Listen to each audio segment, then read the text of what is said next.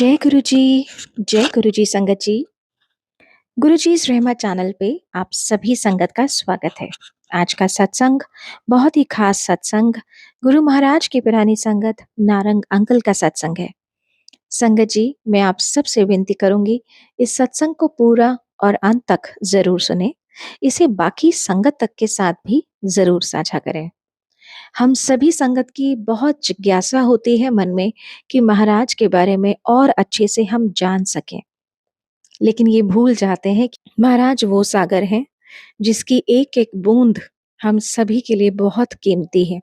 हम जितना उनके बारे में जानने की कोशिश करते हैं तो ऐसा लगता है कि शायद महाराज को अभी और जानना बाकी है। आज का सत्संग बहुत खास सत्संग है क्योंकि नारंग अंकल ने गुरु महाराज के कुछ ऐसे पर्सनल सत्संग साझा करे हैं जो सिर्फ और सिर्फ उनको गुरु महाराज के परिवार ने ही बताए हैं। चलिए सुनते हैं आज का सत्संग। जय गुरु जी। गुरु जी के साथ मेरी जर्नी 2001 में शुरू हुई। I was working with the central government and मेरी पूना से चंडीगढ़ पोस्टिंग हुई। As my son was doing his +2, तो वो फैमिली पूना रही और मैं चंडीगढ़ आ गया। जब मैं चंडीगढ़ ऑफिस ज्वाइन किया तो मेरे एक कुलीग थे बदन अंकल। उन्होंने मेरे को आके, ये मार्च अप्रैल 2001 की बात है, एक दो दफा कहा कि मैं गुरुजी के पास गया था, वो आपको याद कर रहे हैं। तो मैंने कहा मैं तो किसी गुरुजी को जानता नहीं, नंबर 1, एंड नंबर 2 मेरे को ऐसा कोई इंडिविजुअल पे इतना ज़्यादा विश्वास भी नहीं कि मैं किसी को ऐसे ही गुरु मान लूँ। और but I said it is nice of him कि उन्होंने याद किया, लेकिन जाने का कोई इरादा नहीं था। उसने 2 3 4 दफ़ा मेरे को बोला कि मैं कल गया था, गुरुजी कहते नारंग अंकल नहीं आए। मैंने कहा यार, मैंने कहा मैंने नहीं जाना। मेरी उस समय एक ईगो, मेरी इमेच्योरिटी, मेरी स्टुपिडिटी वो सामने आ गई, क्योंकि मैं एक सीनियर ऑफिसर था। तो मैंने कहा यार मैं नहीं जाऊंगा, पर गुरुजी को कोई काम हो तो मैं कर दूंगा। और बदन अंकल बड़े हंस के बोले, अरे गुरुजी को कोई काम किसी से नहीं, वो तो तेरे को ब्लेस करना चाहते हैं, वो तो महापुरुष है और वहां पे तो सिर्फ शब्द गुरबानी होती है, you will find it very comfortable and मेरी मानो चलो। एनीवे बात हुई और 2-4 रोज के बाद ही बदन अंकल फिर मेरे कमरे में आए कि गुरुजी के माता जी गुजर गए हैं, Guruji's mother had passed away then, and he says मैं डुगरी में अफसोस करने जा रहा हूं, would you like to come. अब ये एक ऐसा मौका होता है कि हमारी कुछ संस्कार ऐसे हैं कि जिस शख्सियत ने हमें 2-4 दफा वैसे बुलाया था, मैं नहीं जा पाया फॉर वट एवर रीजन। मैंने कहा चलो चल के अफसोस तो कर ही आते हैं। तो बदन अंकल के साथ मैं चंडीगढ़ से डुगरी गया, 2 घंटे का रास्ता है। हम 10 बजे चले, 12 बजे पहुंच गए और सोचा आधा घंटा अफसोस करेंगे और वापस 3-3:30 तक ऑफिस आ जाएंगे। जब हम डुगरी पहुंचे तो गुरुजी घर में नहीं थे। जब गुरुजी घर में नहीं थे तो कुदरती बात है, जिस काम के लिए गए वेट तो करना ही था। हम वहां बैठे रुके और पता चला गुरुजी कहीं बाहर गए हैं या मेडिटेशन में है। और हम जब वहां गए तो मेरे को बदन अंकल ने गुरुजी की फैमिली के साथ इंट्रोड्यूस कराया। गुरुजी के बापूजी को मिलाया, गुरुजी के बड़े भाई, गुरुजी के भाई स्वरूप सिंह जो गौरव अंकल के फादर हैं, गुरुजी की भाभी जी, गुरुजी की सिस्टर कृष्णा बहन जी, इन सबको मिलाया।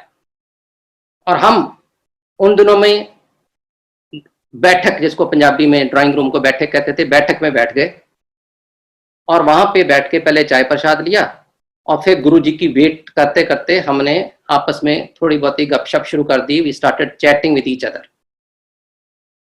अब क्योंकि टाइम पास करना था और गुरुजी की वेट करनी थी, तो इसलिए कुछ ना कुछ तो आदमी पूछता ही है। और मैंने भी बापूजी को, कृष्णा बहन जी को कुछ ऐसे ही सवाल करने शुरू कर दिए कि गुरुजी छोटे होते बचपन में क्या करते थे, वो सारा टाइम गुरुद्वारे या मंदिर में ही रहते थे, जहाँ स्कूल वगैरह भी जाते थे। मेरे को कुछ नॉलेज एबीसी नहीं थी उस समय गुरुजी के बारे में। और जब बातों बातों में ये पता चला कि गुरुजी डबल एमए है, उन्होंने एमए इकोनॉमिक्स भी की है, एमए इंग्लिश भी की है, तो मेरा तो सवाल ही रेलेवेंट हो गया। फिर मैं ये पूछता रहा कि गुरुजी अपने बचपन में कुछ खेल कूद करते थे, शरारती थे, क्या करते थे? और करते कराते मेरे को याद है, क्योंकि पूरा किस्सा तो याद नहीं, क्योंकि किसी फेथ से नहीं गया था, सिर्फ मिलने गया था। मेरे को ये याद है कि मैंने बापूजी को ये पूछ लिया कि बापूजी आपको पता कैसे चला कि आपके घर में गुरु पैदा हुआ है? तो बापूजी ने भी कहा कि बेटे ऐसा है कि हमें खुद नहीं पता था, कुछ संकेत तो मिलते रहे, लेकिन हमने उन सब संकेत को, सिंबॉलिक रेफरेंसेस को सीरियसली नहीं लिया। मैंने कहा फॉर एग्जांपल, तो बापूजी ने कहा कि जब गुरुजी पैदा हुए घर में, मिडवाइफ जिसको दाई कहते हैं पंजाबी में, वो जब डिलीवरी अंदर कर रही थी तो भागी भागी बाहर आ गई कि सांप देखा उसने अंदर डिलीवरी रूम में। तो कुदरती बात है, घर के जितने मेन फोक होते हैं वो सांप को मारने चल दिए, अंदर गए तो सांप है ही नहीं। तो उन्होंने उसे कहा कि तेरे को गलती लगी है, जब तू ऐसी पैनिकी होगी, सांप तो है ही नहीं कोई।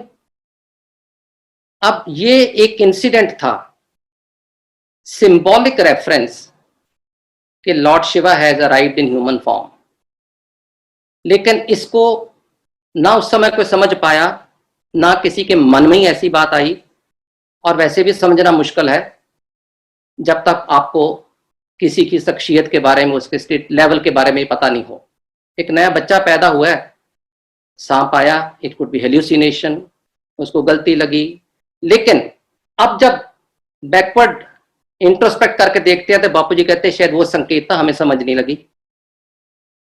फिर एक दफा पंजाब में अर्ली 60s में बहुत जोर सी बरसात होने के बाद फ्लड्स आ गए थे। गुरुजी तब 8-9 साल के रहे होंगे, और जब बड़ी मूसलाधार बरसात हो रही थी तो गुरुजी की मदर ने किसी कामे को, किसी वर्कर को बोला देख के आओ कि कहाँ हैं गुरुजी। वो बाहर गया, घर से आधा मील दूर एक बोर्ड का दरख्त था, बेनियन ट्री, उसके नीचे एक थड़ा सा बना है, और गुरुजी उसके ऊपर बैठे चौकड़ी मार के मेडिटेशन में थे।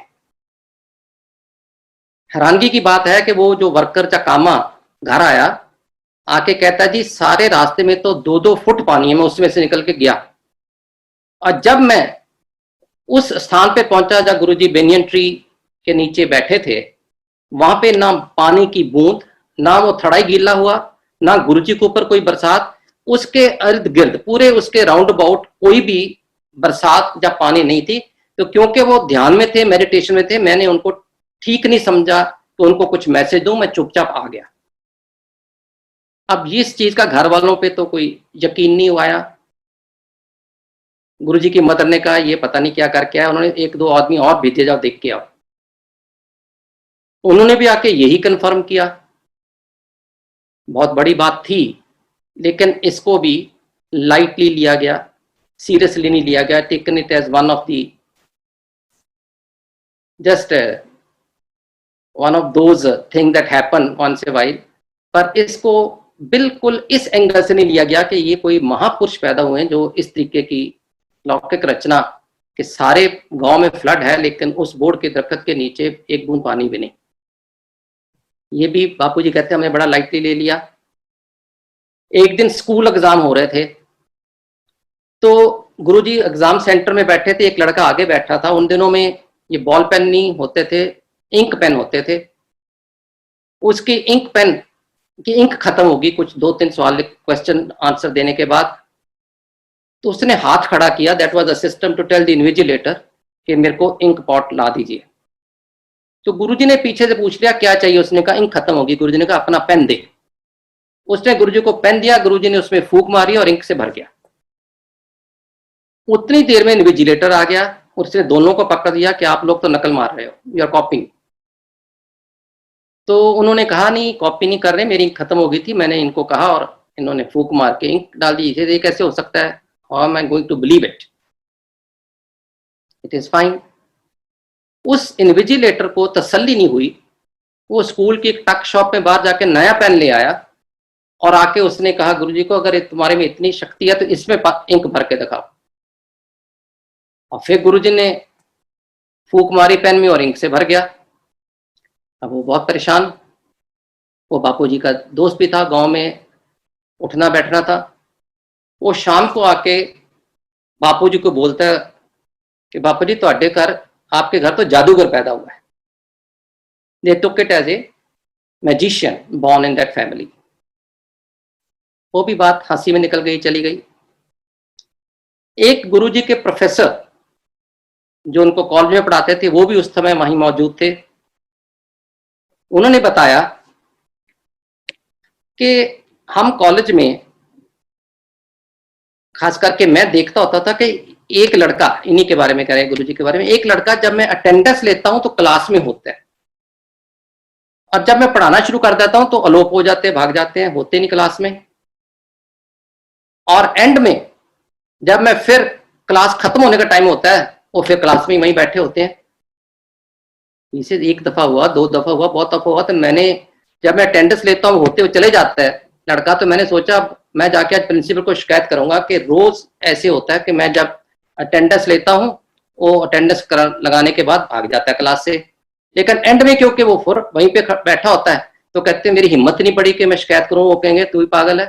प्रोफेसर को बोल रहे कि ऐसे कैसे हो सकता है कि लड़का जाए भी और आए भी, आपको पता ही नहीं चले। बड़े सोच में बैठा। एक दिन वो, एक टीचर रूम होता है प्रोफेसर को लंच टाइम बैठने का या फ्री पीरियड में बैठने का कॉलेजेस में, वो ये वाली अपनी दुविधा किसी और कुलीग के साथ शेयर कर रहा था, यार मेरी क्लास में कैसा लड़का है। तो जब उसने अपनी ये राम कथा सुनाई तो वहां पे 3 प्रोफेसर एकदम कहते हैं, यार हमारे साथ भी यही हो रहा है, हम सोच रहे थे किसी को बताएंगे तो अपने आप को ही पागल करवाएंगे। समझ नहीं लगी। वो भी उन्होंने आके बापूजी को बोला, लेकिन टेकन एज एन एबिरेशन, कोई इसको फिर लाइटली लिया गया समझो। तो बापूजी ने कहा ऐसे करते करते बहुत संकेत तो मिले और भी बहुत बातें हुई, अब मेरे को याद नहीं उस समय की। अब तो जब से गुरुजी से फेथ हो गया हर चीज याद रखते हैं, लेकिन उस समय फेथ नहीं था। I just went to condole. तो उस समय बापूजी ने कहा कि हमें इस सब चीजों को संकेत तो मिलते रहे, लेकिन हमने किसी को सीरियसली लिया नहीं।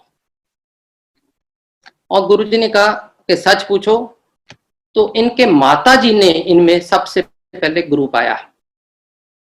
सबसे पहले गुरुजी की माताजी ने इनमें गुरु पाया और उन्होंने मत्था टेका। तो मेरे को भी, फिर मैंने भी उसमें को, क्योंकि माताजी ने पाया, मैंने भी गुरु माना और मैं गुरुजी को उसके बाद मत्था टेकना शुरू किया when Guruji was in his 30s और सो।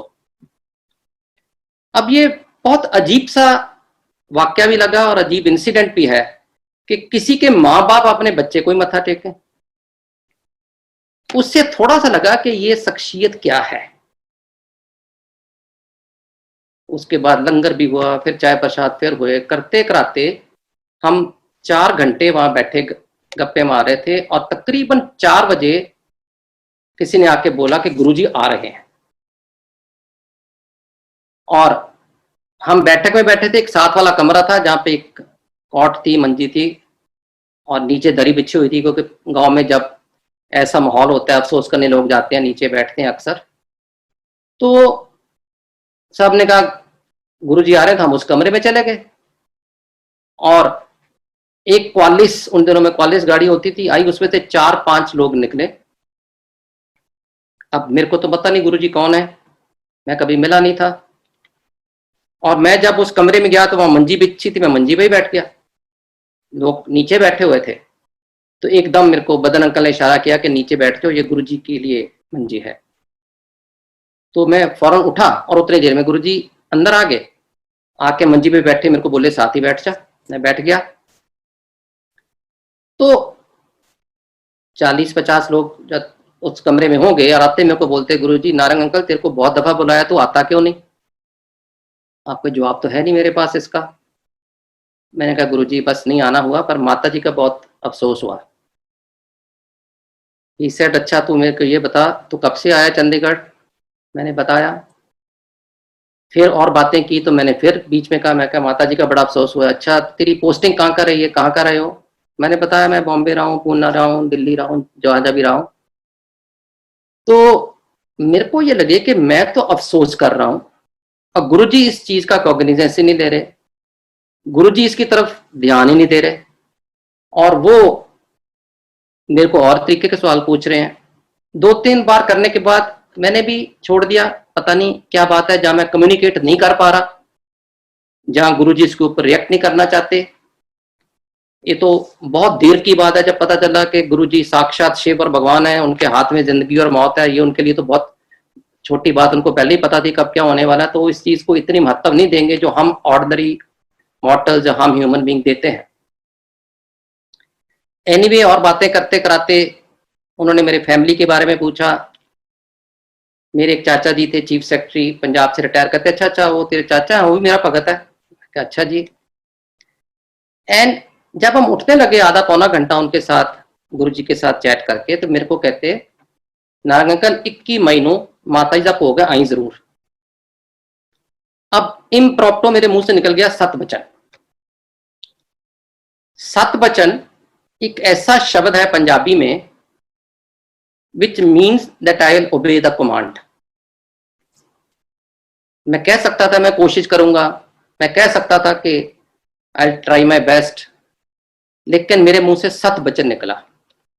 वो मेरे को लगता है गुरुजी की मेहर थी कि उन्होंने मुंह से ऐसे निकाला। सत वचन मीन्स आई ओबे योर कमांड। अगर किसी को सत वचन कह देते हो तो फिर वो बात करनी जरूरी हो जाती, लाजमी हो जाती है। उसमें भी कोई राज था। गुरुजी अपने बारे में, अपनी शख्सियत के बारे में जानना चाहते, मेरे को बताना चाहते होंगे। मैं कभी कभी ये सोचता भी हूं कि अगर मेरे को गुरुजी उस दिन जाते ही 12 बजे मिल जाते तो शायद मैं गुरुजी का उतना डिवोट डिसाइपल ना बन पाता। लेकिन वो जो 4 घंटे गुरुजी ने दिए, उसके अंदर मैं गुरुजी के बारे में इतना कुछ जाना, उनकी शख्सियत के बारे में जाना, तो एक मन में ये तो पक्का दृढ़ विश्वास हो गया कि मैं किसी बहुत बड़े महापुरुष को मिल रहा हूं। तो that 4 hour of conversation with Bapuji and other family members gave me a strong indication कि मैं एक महापुरुष को मिल रहा हूं, तो उसको महापुरुष की तरह ही मिलना है, ऑर्डिनरी ह्यूमन बीइंग की तरह नहीं मिलना। जब वापस चला गया, चंडीगढ़ पहुंच गया, 2 घंटे का रास्ता था, और मेरे को रात को ही, उसी रात अगली रात में, अगली शाम में, कोई एग्जैक्ट याद नहीं, मेरी वाइफ का पूना से फोन आया, क्योंकि my wife and son they were still in Poona, कि क्यों आपने वहां जाके किसी गुरुजी को धार लिया और मेरे को बताया भी नहीं। मैंने कहा मैं किसी गुरु को नहीं धारा, 2-3 मैसेजेस गुरुजी के जरूर आए थे, मैं गया नहीं, और मैं कल गुरुजी की मदर की डेथ हो गई थी, कंडोल करने गया था। और धारणा तो तब होता है जब उनका पक्का डिसाइपल बन जाऊं, उनकी शरण में चले जाऊं। पर यस, उन्होंने कहा है कि भोग पे आना, और मैंने सत वचन कर दिया, अब मैं 21 मई को फिर जाऊंगा। मैंने कहा आपको कैसे पता चल गया? इसे पूना में एक आंटी हैं जिनका जिनका बेटा पूना में पढ़ रहा था, वो दिल्ली से पूना गई हुई थी, और वो उनको मिली और उन्होंने बोला कि नारंग अंकल गुरुजी के पास हुआ है, बहुत अच्छी बात है। आई वाज टेकन बैक कि मतलब इतनी जल्दी उनको मैसेज भी मिल गया, पता भी चल गया। अब 4-5 दिन के बाद, मैं जहां तक मेरे को याद है, मैं 16 मई 2001 को गुरुजी को सबसे पहले मिला था, जब उनके घर अफसोस करने गया था माता जी का, और उसके बाद 21 मई को डुगरी में भोग पे गया। मैं जब भोग के गया तो मैं अपनी ऑफिस कार में थी। जब ऑफिस कार थी तो जो सेवादार ने, उन्होंने वहां वीआईपी पार्किंग में गाड़ी लगवा दी और मेरे को अंदर ले गए। हजारों की तादाद में संगत वहां पे थी, और मेरे को उन्होंने अंदर ले जाके एक एनक्लोजर बना हुआ था, थोड़ा सा वीआईपी एनक्लोजर, वहां बिठा दिया। और वहां पे बहुत बड़े बड़े आर्मी के general, officers, police officers, politicians, corporate world के लोग, बड़े हूज हू सब बैठे हुए थे। तो बड़ा लगा कि हाँ कुछ बात तो होगी, इतनी दुनिया और इतने बड़े बड़े लोग आए हैं। पढ़ा लिखा आदमी तो बिना सोचे समझे फेथ नहीं करता, और अगर इतने लोग आए तो कुछ तो बात है। भोग सिख मर्यादा के मुताबिक था, गुरु ग्रंथ साहब का प्रकाश हुआ था। और जब मैं अंदर गया था तो भाई हरबंस सिंह जगाधरी वाले गुरबानी कीर्तन कर रहे थे। इतनी देर में मेरे मन में एक ख्याल आया कि यार अब तो गुरुजी पंडाल में है नहीं, अभी आएंगे। तो मैंने 2-4 दिन पहले देखा था, आएंगे तो सारी संगत उठ के उनके पांव लगाने शुरू कर देगी। और गुरु ग्रंथ साहब की मर्यादा के मुताबिक गुरु ग्रंथ साहब के हजूरी में किसी और आदमी या किसी शख्सियत को पांव नहीं छुए जाते। एक ख्याल आया मेरे मन में, जस्ट ए रैंडम थॉट। ख्याल आने की देर थी, in the next few seconds एक अनाउंसमेंट हुई कि गुरुजी पंडाल में आ रहे हैं और उनका हुक्म है कि संगत में से कोई भी उठ के गुरुजी को मत्था नहीं टेकेगा, क्योंकि गुरुजी ने कहा जब गुरु ग्रंथ साहब मौजूद होते हैं, उपस्थित होते हैं, तो उनकी हाजिरी में वही सुप्रीम होते हैं, तो मेरे को कोई मत्था नहीं टेकेगा। मेरे तो मन में एकदम लगा, यार मैंने सोचा कैसे, और एकदम जवाब भी मिल गया इन नो टाइम। अच्छा लगा नो डाउट। और 3-4 मिनट बाद गुरुजी भी आ गए। उसी एनक्लोजर में आके तकरीबन मेरे से 3-4 लोग छोड़ के आगे बैठ गए। बैठते उन्होंने मेरी तरफ देख के एक बड़ी मिस्चीवियस सी स्माइल दी, जिसका मतलब ये था कि तेरा डाउट क्लियर हो गया, तेरे मन में कोई एप्रीहेंशन थी, क्लियर हो गई। तो मैंने भी उसी तरीके स्माइल देके एक्नॉलेज किया, ग्रेटिट्यूड के हाँ जी हो गई। उसके बाद हम बैठे रहे। और कीर्तन चलता रहा, भोग पड़ा। जब उठे तो उस समय एक प्रथा थी कि गुरुजी सारी संगत को कड़ा प्रसाद अपने हाथ से देते हैं। मेरा तो फर्स्ट टाइम था और संगत इतनी थी हजारों में, तो वहां के जो पंजाब की संगत है वो पहले प्रसाद लेगी, गुरुजी का हुक्म है, और दिल्ली वाली बाद में लेगी। तो सारे लोग लाइन में लग गए। लंगर लेने के बाद जब लाइन में लग गए तो कुदरती बात है, लाइन इतनी लंबी थी कि अगर मैं भी लाइन में ही नॉर्मली लग जाता तो मेरे को भी कुछ टाइम लगता प्रसाद लेने के लिए। और मेरे मन में आया, मेरे मन में कोई फेथ नहीं था उस समय तक, कोई भावना नहीं थी। मैंने कहा ये अनाउंसमेंट हुई है, पंजाब वाले पहले लें, दिल्ली वाले बाद में लें। मैं तो चंडीगढ़ से हूँ, चंडीगढ़ तो यूनियन टेरिटरी है, ना पंजाब ना दिल्ली। तो मैं ऐसे 50, 60, 70 लोगों को बीच किसी को कह के कि मेरे को जरा जल्दी है, लाइन में घुस गया। कोई ना नहीं करता एक आदमी को।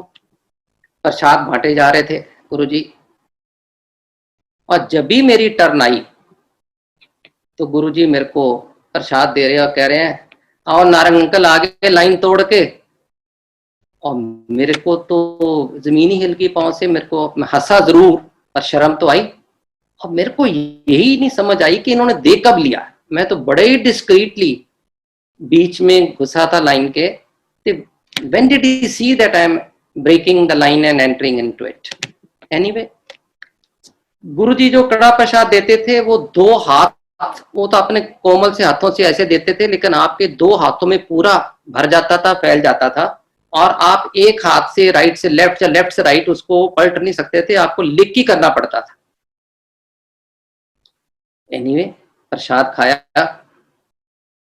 और एक चीज मेरे को गुरुजी ने और बोली उसी समय आगे लाइन तोड़ के बाद कि 7 जुलाई ਨੂੰ मेरा बर्थडे है, ਤੇ अपनी आंटी ਨੂੰ ਤੇ फैमिली ਨੂੰ ਲੈ के आई दिल्ली। फिर गुरुजी की मर्जी, गुरुजी की मेहर, मेरे मुंह से फिर 7 वचन निकल गया, अगेन ओबेइंग द कमांड। तो ये तो 21 मई की बात थी, 1.5 महीने बाद गुरुजी का जन्मदिन था। मैं प्रसाद लेके जो मिलने वाले थे 2 4 5 10 लोग, उनको मिल मिला के मैं अपना चंडीगढ़ के लिए चला गया। और जाके मैं उन दिनों अपने इन लॉज के पास ठहरा था, उनको सारा बताया कि ऐसे ऐसे मैं गया और ऐसे ऐसे हुआ, वाइफ के साथ शेयर किया। और मैंने अपनी वाइफ को, उस समय तक तो वाइफ थी, लेकिन अब क्योंकि डुगरी में जब भोग पे गए थे पता चला था कि सारे आदमी अंकल कहलाते हैं और सब लेडीज को आंटी कहा जाता है। सो इन दैट कॉन्टेक्स्ट अपनी आंटी को बोला कि 7 जुलाई को गुरुजी का जन्मदिन है, उन्होंने मेरे को बुलाया, मैं फिर 7 वचन कराया हूँ, हमने जाना है। उन्होंने कोई बहुत सीरियसली नहीं लिया, पर उन्होंने कोई रिजेक्ट भी नहीं किया। एनीवे करते कराते 7 जुलाई आ गई, हम मंदिर पहुंचे, बड़े मंदिर। फर्स्ट विजिट थी हमारे सारे परिवार की, सारी फैमिली की। भदन अंकल हमें बाहर से गेट से एस्कॉर्ट करके अंदर ले गए। रश था, couple of thousand of people. और जब भी गुरुजी को मत्था टेका तो मैंने इंट्रोड्यूस किया, मैं क्या मेरे आंटी और मेरा बेटा। तो गुरुजी ने जैसे सिंहासन पे बैठे थे बड़े मंदिर में, तो एकदम कहा राइट पे यहीं बैठ जाओ। तो हम बैठ गए, हमें तीनों को बैठा लिया और एक आदमी वहां और बैठा हुआ था जिसको मैंने तो पहचान लिया, पर मेरी वाइफ और बेटे को नहीं पता। 15-20 मिनट निकल गए, संगत आ रही है जा रही है। 20 मिनट के बाद गुरुजी ने मेरे को फॉर्मली इंट्रोड्यूस कराया उससे। मैं तो पहले भी पहचान गया था, वो थे Arun Shourie uncle. Those days he was editor in chief of Indian Express and later on became a union cabinet minister. और गुरुजी ने कहा ये शौरी अंकल है। मैं कह जी हाँ मैं जानता हूँ। कहते शौरी अंकल, ये नारंग अंकल पहली बार आए, इनको सत्संग, इनके साथ सत्संग शेयर करो। तो हम चारों लोग एक छोटा सा सर्कल बना के गुरुजी के बिल्कुल पांव शरण में, उनके हजूरी में वहां बैठ के सत्संग शुरू करने लगे। शौरी अंकल बताने लगे कि गुरुजी की महिमा, इस द्वार में क्या क्या मिल जाता है, और अपना पर्सनल एक्सपीरियंस बताए कि मेरी वाइफ को, शौरी अंकल की वाइफ को पार्किंसन की बीमारी थी। वो 7-8 साल से बेड रिडन थे और कहते हैं कि मैंने कोई डॉक्टर नहीं छोड़ा, कोई इलाज नहीं छोड़ा, इनकी सारी रिपोर्ट्स अब्रॉड भी भेजी, अमेरिका यूरोप जहां जहां भी उनके कनेक्शन थे, लेकिन इसका कोई इलाज उस समय भी नहीं था, अभी भी नहीं निकला। और सब जितने बाबे, जितने गुरु, जितने धार्मिक स्थान, जितने सेंट, सबके पास गया पर कुछ नहीं मिला। एक दिन कहते हैं मेरे एक फ्रेंड ने इंसिस्ट किया कि अरुण शौरी अंकल को कि आप बहुत जगह हो आए हो, एक दफा मेरे गुरुजी के पास चलो। तो मैंने कहा फर्स्ट रिएक्शन कि नहीं, अब बहुत मैं ट्राई कर ली, कोई इलाज तो है नहीं, क्या करूंगा। पर क्योंकि एक अच्छा दोस्त था, उसने सिंसियरिटी में प्यार से कहा था, उसको ना नहीं कर पाया, गुरुजी के पास आ गए। शाम जब गुरुजी के पास आ गए तो उस इन शौरी अंकल के फ्रेंड ने गुरुजी को मिलाया, ये शौरी अंकल है, इनकी वाइफ को पार्किंसन है। गुरुजी कुछ बोले नहीं, बैठ गए। शौरी अंकल भी बैठ गए, चाय प्रसाद हो गया, लंगर प्रसाद हो गया। उस समय की प्रथा थी कि एम्पायर स्टेट में, क्योंकि 300-400 की संगत होती थी, संगत आने के टाइम तो मत्था टेकती थी, जाने के टाइम भी गुरुजी से आज्ञा लेके मत्था टेक के जाया जाता था। अभी क्योंकि संगत बहुत बढ़ गई है, लाखों में हो गई है, तो हम अक्सर मंदिर में अनाउंस कर देते हैं कि बाहर से इजाजत है, ताकि आने वाली संगत को असुविधा ना हो। तो जब शौरी अंकल मत्था टेक के इजाजत लेने लगे तो गुरुजी ने उनकी परात में कुछ समोसा पड़ा हुआ था, समोसा प्रसाद उनको दिया। पहले अपनी वोटी नु दे दी, वोटी इज वाइफ इन पंजाबी, ये अपनी वोटी नु दे दी, ये ओदे लिए प्रसाद है। अब वो लेके बाहर तो आ गए, but he was very curious कि ये क्या प्रसाद हुआ। अब गुरुजी को बता भी दिया गया था कि पार्किंसन की मरीज है, 7-8 साल से बेड पे नहीं, बेड से नहीं उतर पाई, फ्राइड चीज तो टच भी नहीं करती, तो प्रसाद ही देना था, कुछ और देते। ये डीप फ्राइड समोसा दे दिया, उसके लिए तो समोसा था, प्रसाद तो तब बाद में बना। तो बड़ा एक half heartedly he took it home. When he reached home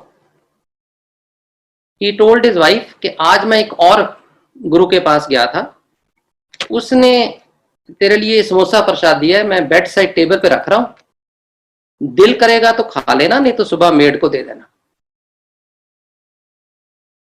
उसने भी हाँ ना कुछ नहीं की। और अरुण शौरी अंकल कहने लगे क्योंकि मैं एडिटर था इंडियन एक्सप्रेस का, मेरे को बहुत रात को काम होता था, एडिटोरियल लिखना और कुछ करना, तो हमारा एक अरेंजमेंट था कि हम इंडिपेंडेंट कमरे में सोते थे, लेकिन मैं सुबह बैठी के टाइम वाइफ के पास आ जाता था, इकट्ठे बैठी पीते थे। इसे मैं कह के चला गया सोने, और जब मैं सुबह उठ के वाइफ के पास आया तो और देखा अनीता, उनकी वाइफ का नाम है अनीता, वहां है ही नहीं बेड पे। मेरे को लगा कि नर्स तो सुबह लेट आती है और मेड जो रात को सोती है उसकी भी चप्पल नहीं पड़ी, तो किसके कहाँ गई? तो he yelled Anita Anita and she said don't worry I am in washroom, I am coming back. तो 2-3 मिनट के बाद जब वो वॉशरूम के दरवाजे से निकले तो अनीता आंटी चल के बेड पे आ रहे हैं, जो कि 7-8 साल से बेड पे ही थे। हरण शौरी को बड़ी हैरानगी हुई कि साथ में हेल्प कोई नहीं, मेड कोई नहीं, नर्स कोई नहीं, और एक सोटी थी स्टिक के सहारे चले आ रहे हैं। उन्होंने एक तरफ नजर मारी, साइड टेबल पे देखा समोसा नहीं है, तो वो कहने लगे ये तो समोसा प्रसाद खा गई। तो जब आके बेड पे बैठे तो पूछे अनीता ये कैसे चल पड़ी तो सडनली? इसे तो आपने कहा था, मैं कल गुरु के पास गया था, उन्होंने ये समोसा दिया और उन्होंने तो समोसा प्रसाद बोला, और मैं तेरे बेड साइड टेबल रख रहा हूं, दिल करे तो खाना, नहीं दिल करे तो सुबह मेड को दे देना। कहते मैंने भी सीरियस नहीं लिया, मैंने नहीं खाया। कहते रात को 12-1 बजे मेरे को पता नहीं किस फोर्स ने आके, किस शक्ति ने आके मेरे को मजबूर किया कि ये मैं खाऊं।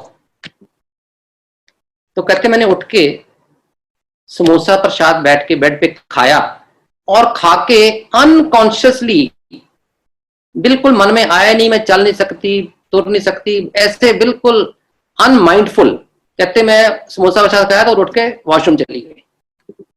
जब मैं वापस आई तो मैं देखो मैं तो अपने आप चल पड़ी।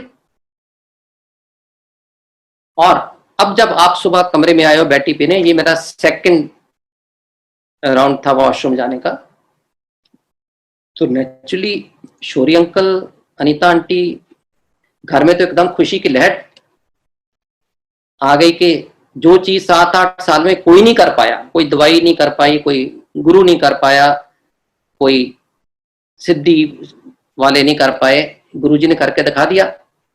बहुत खुश।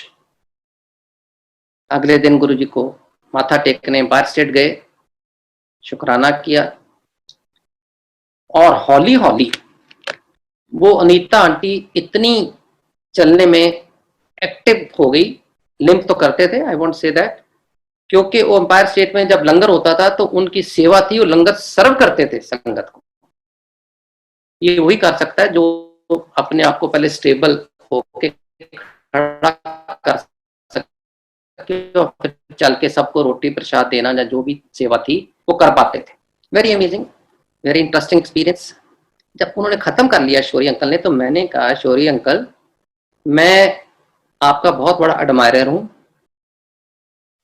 मैं तकरीबन आपके सारे आर्टिकल पढ़ता हूं, और आपने कुछ महीने पहले इंडियन एक्सप्रेस में संडे मैगजीन सेक्शन में एक आर्टिकल लिखा था, देयर आर नो गॉड और गॉडमैन, ऑल आर फ्रॉड। कोई गुरु कोई सेंट नहीं है, ये सब फ्रॉड है। और आपने ये आर्टिकल एक दफा नहीं, इसको 3 संडे कंसेक्टिव आता रहा इन कंटिन्यूएशन। और आप ये आर्टिकल लिखने वाले आज मेरे को गुरुजी की ये सत्संग सुना रहे हैं। तो उन्होंने कहा Narayan uncle you are very right, I am impressed कि तुम मेरे एडमायरर हो, मेरे आर्टिकल पढ़ते हो, पर ये सारे आर्टिकल मैंने यहां इस द्वार आने से पहले के लिखे थे, और जब गुरुजी की मेहर हुई, ब्लेसिंग हुई, तो ये गुरुजी ने मेरे को मना कर दिया कि अब कहीं ये आर्टिकल नहीं लिखना कि वो मेरे पास आने के बाद ठीक हो गई। इसलिए मैं उसको दोबारा लिख नहीं पाया। But it was really amazing to hear him. As a matter of fact Guru ji को भी पता रहता है कि जो थोड़े पढ़े लिखे लोग होते हैं, अगर मेरे को कोई भी एनी ऑर्डिनरी पर्सन आके ऐसा यही सत्संग सुना देता तो मैं शायद बिलीव नहीं करता। आज एक और स्टेज पे हूं मैं कि हर सत्संग को बिलीव करता हूं, हर सत्संग को सुनता हूं, स्वीकार करता हूं, गुरु का सत्कार करता हूं। लेकिन उस समय अगर कोई भी आके ऐसे ये सत्संग सुना देता कि मेरी वाइफ के साथ ये हुआ, मैं उसको मानता नहीं। मेरे को लगता है ये कोई स्पोक्स पर्सन है गुरु जी के, जो लोगों को इंप्रेस करने के लिए अपनी अपनी कहानी सुना रहे हैं। लेकिन अरुण शौरी कह रहा है, इसलिए देयर इज नो रीजन कि मैं इसको डिसबिलीव करूं। कोई कारण ही नहीं कि मैं नहीं मानूं। इतना इंटेलेक्चुअल, इतना पढ़ा लिखा, editor of a leading newspaper. तो ये गुरु जी का तरीका था कि अगर मेरे को वो किसी और से सुनाते थे मैं मानता नहीं, तो गुरु जी ने मेरे को पहला सत्संग शौरी अंकल से अपने चरणों में बैठा के कराया और हमारी पूरी फैमिली बहुत इंप्रेस हुए उनकी शक्ति के बारे में, उनकी शख्सियत के बारे में, गुरु जी हैं कौन। एक मन में लालसा हुई कि और जाने इनके बारे में। उठ के हम बाहर लंगर खाने गए, वहां भी 2-4 लोगों ने छोटे छोटे सत्संग किए। फिर हम वापस आए और जैसे कि इजाजत लेके जाना होता है, गुरुजी ने फिर बिठा लिया। वहां बैठे रहे, संगत आ रही थी, जा रही थी। किसी किसी को गुरुजी प्रसाद दे रहे थे, लेकिन बड़े फंक्शन में वो जैसे 7 जुलाई वाले दिन कड़ा प्रसाद हाथ से देने वाली प्रथा नहीं थी, पीछे लंगर में ही प्रसाद मिल रहा था। और जब बैठा लिया, थोड़ी देर के बाद गुरुजी कहते चलो नारंग अंकल चलो। तो हमने जाके मत्था टेका, तो मेरे को आज भी याद है, हमें एक आम की पेटी प्रसाद के तौर पे दी गई, जो हमने बहुत रैलिश भी किया और गुरु की ब्लेसिंग लेके, क्योंकि मन में कहीं ना कहीं किसी कॉर्नर पे ये भावना आ गई थी कि ये is not an ordinary person. Shiv हैं, भगवान है, ये नहीं पता था तब तक, लेकिन ये इतनी भावना मन में आ गई थी कि जिसको आज मिल के आ रहे हैं ये बहुत बड़ी शख्सियत है। और गुरु जी अपने हमको महापुरुष ही कहते थे, तो महापुरुष हैं। अब मैं कुछ चीजें जनरली नई संगत के बारे में भी बताना चाहूंगा कि गुरु जी हमेशा ये कहते थे कि महापुरुषों की गल्लां नूं मानिया करो, महापुरुषों दी गल्लां नूं सीरियसली लिया करो, लाइटली ना लिया करो। और गुरु जी कहते थे अगर मेरे को कुछ पाना है तो कनेक्ट डायरेक्टली विद मी, किसी को बीच में मैसेंजर नहीं बनाना, किसी को मसीहा नहीं बनाना। कितनी भी पुरानी संगत हो, कितना भी गुरु जी के क्लोज रहा हो, आप उसको ये नहीं कह सकते यार गुरु जी को मेरे बारे में ये कह दो या मेरा काम करा दो। No, Guru ji always believed in direct connection. और गुरु जी कहते थे मेरे नाल डायरेक्टली जुड़ो, ਜਦੋਂ भी टाइम लगे दिन 24 घंटिया ਦੇ ਵਿੱਚ जिस वेले भी मेरे नाल बैठो जुड़ो, मैं हर एक दी गल सुनना। गुरु जी कहते मेरे जोड़ियां नाल गल करो, किसी घर ने मेरे कैलेंडर के अगे स्वरूप के अगे कोई गल करो, मैं सुनना। ये चीज़ां बड़ियां अजीब लगदियां ने, पर जो जुड़ जाओ तो क्योंकि सारिया चीज़ां एक्सपीरियंस कीतियां होनियां, इन्हां च अजीब लगन वाली कोई गल नहीं। और गुरु जी दूसरी चीज, ये मैं general principles of connecting to Guru ji बता रहा हूं। मैं अपना सत्संग बाद में जब कभी मौका मिला फिर कंटिन्यू करूंगा। सत्संग बहुत है, गुरु जी की बहुत मेहर रही है, लेकिन नई संगत के लिए कुछ जनरल प्रिंसिपल्स बताने जरूरी हैं। तो डायरेक्ट कनेक्शन के ऊपर गुरु जी का बहुत जोर था। कोई आंटी अब्रॉड से आई थी, उसको किसी ने बोला कि गुरु जी कहते हैं अमृत वेले जुड़ो, वो अमृत वेले कितने बजे होता है? रात को 2 बजे, 3 बजे, 4 बजे, 5 बजे, कई लोगों को पूछ रहे थे। तो गुरुजी ने एक दिन उसे बुला के बोला, आंटी तू जगह जगह पुछती पई है अमृत वेला कितने बजे होता है, तू मेरे नाल जब भी जुड़ जाएगी ना अमृत वेला। It's so beautiful. Time is neither A constraint nor a factor. गुरु के साथ जुड़ना इज इंपॉर्टेंट। 24 घंटे में जब भी आपको 5-10 मिनट, आधा घंटा, घंटा मिले, गुरु के साथ जुड़ो, मेडिटेट करो, गुरु से बातें करो, गुरु सुनता है। और दूसरी चीज गुरुजी कहते थे, टोटल सरेंडर। ये एक बड़ी रिलेटिव टर्म है, very easy to say, difficult to practice.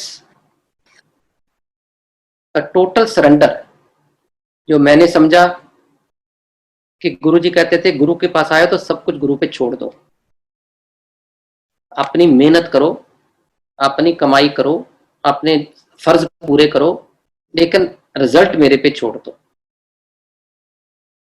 और टोटल सरेंडर में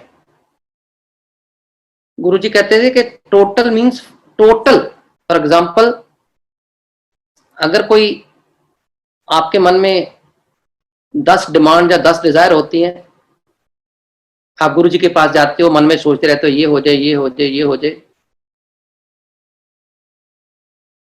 और उसके बाद आके आपके पास अच्छी पोस्ट है, रिसोर्सफुल हो, 2 जगह फोन करते हो, काम हो जाता है। आप पैसे वाले हो, 4 जगह पैसा चढ़ाते हो, काम हो जाता है। फिर 1-2 काम रुक जाते हैं, नहीं होते। और जब फोन करने से या पैसे चढ़ाने से काम हो जाए, आप सोचते यार मैं बड़ा पावरफुल हूं। जो काम नहीं हुआ उसके लिए जाके कहेंगे गुरुजी मेरा अभी तक वो काम नहीं हो रहा, आप करो ना। क्योंकि आप ये भूल गए कि जो पहले 2 काम आपने फोन करके या मनी पावर से कराए हैं, वो भी गुरु की मेहर बिना नहीं हो सकते थे। आप पहले उन कामों का गुरुजी का शुक्राना करो, गुरुजी ये हो गया आपकी मेहर। ये मत सोचो मेरी रिसोर्सफुलनेस थी, मेरी पावर थी, मेरी पोजीशन थी। नो, तो गुरुजी बहुत बहुत शुक्रिया कि ये काम हो गए।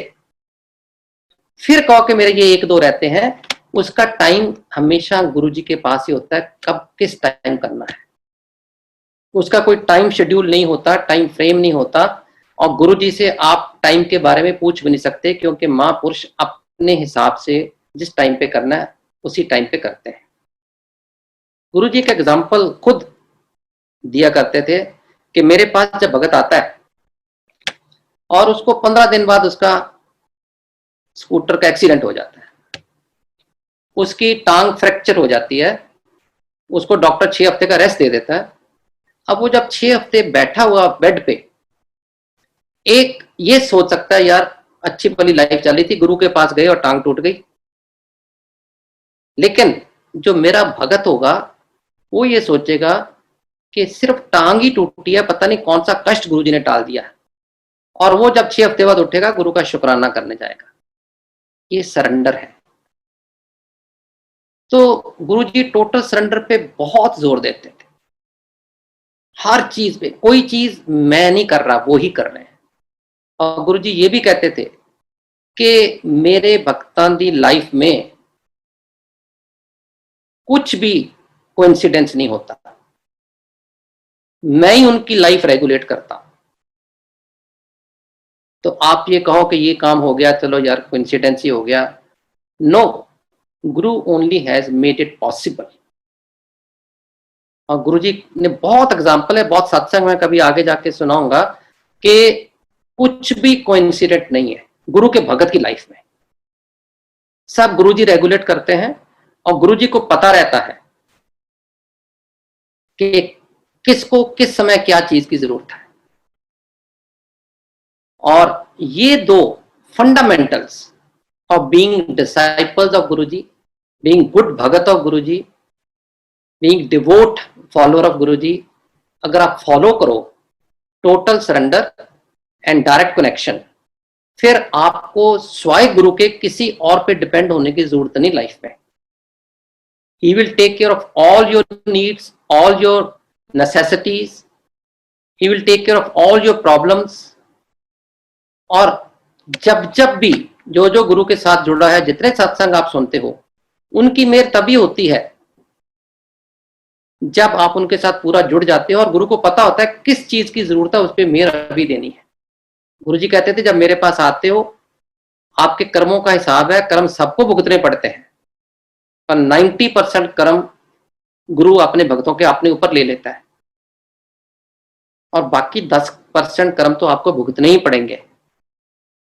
और वो कैसे भुगतेंगे, कब भुगतेंगे, उसका कितना लंबा पीरियड होगा, ये सब गुरु पे छोड़ दो। गुरु को कंप्लेंट मत करो, शिकायत ना करो। और गुरु जी सबसे बड़ी बात कहते थे, गुरु को प्यार करो।